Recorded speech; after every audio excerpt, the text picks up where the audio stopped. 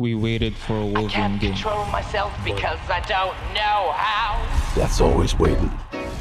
Just not for me. Forgive the blood, blood, blood. I'm the kind of human wreckage that you love.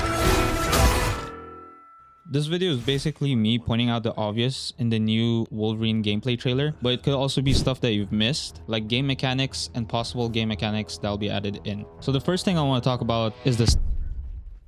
What surprised me is that we could hear the enemy's heartbeat through the walls, and if you're close to the enemy but you're still not looking towards them, their heartbeat will show in the edges of the screen. And honestly, I didn't know that he had super hearing, and I kind of feel guilty not knowing that, but I'm glad that they added that feature in the game so people like me could know more about Wolverine's superpowers. And this ability looks like something that we could probably upgrade in the later playthrough. What I did notice about the stealth in the game is that if you kill a certain amount of enemies, the other enemies around would try to contact them and realize that they would lose the comms with them. So this gets them slightly more agitated and more aware of their surroundings.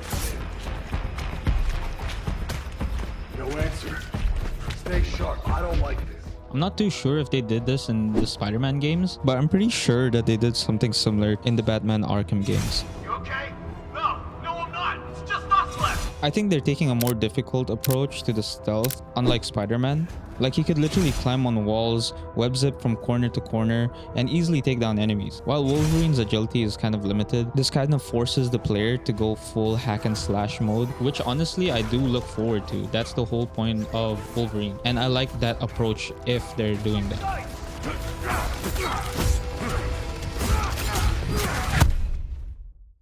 So the list I have for combat is pretty long, but this is the most entertaining part of the game.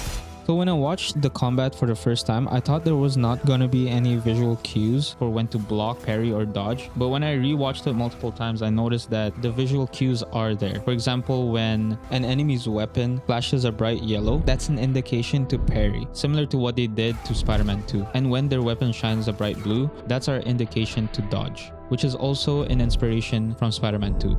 In the gameplay trailer, they showcase two main abilities. The first one with the combination of L2 and square, being this helicopter type move where you just spin around and slash a shit ton of enemies. And the second ability with the combination of L2 and triangle, which is an ability where you sort of lunge, or a grab ability where you could just grab them and just shove them through the wall, just fucking start making out. What I meant to say was, and just start beating the shit out of them. But they're certainly gonna add more abilities later in the game. I love the other two combat abilities that he has, which is, I think, like a grab and a kick. What I meant to talk about there was that I love the environmental interactivity. Basically what they did with Spider-Man and Batman. I know I keep mentioning those games, but that's where it's taken from. Like, look at this. You just feel like a fucking powerful character. You're slamming their heads on the fucking concrete and you're kicking them towards a forklift. Just makes you feel like...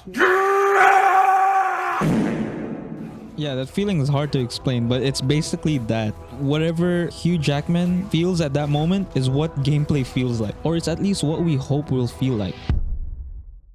Holy shit, this part is so confusing, but I'll do my best to explain it. So in the game, he has two bars, one being the health bar and the second being a rage meter. First, I want to explain the rage. So all types of attacks give rage. You get chunks of rage as you get kills, and killing brutes will give a larger amount. Takedowns, team takedowns, and special moves will give an even greater amount of rage.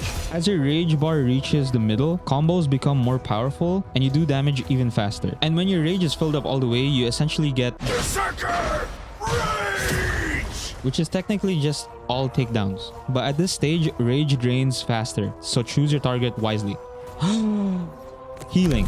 As your rage fills up, your healing gets slower. And if you tank too much damage, Wolverine's healing factor is overloaded and that ends his healing. This part wasn't really clear, so we don't know if the next damage that he takes will instantly kill him, or if he just takes too much damage, he just immediately dies. And if you have rage to spend, you can use it on a revive, but this could only be used once.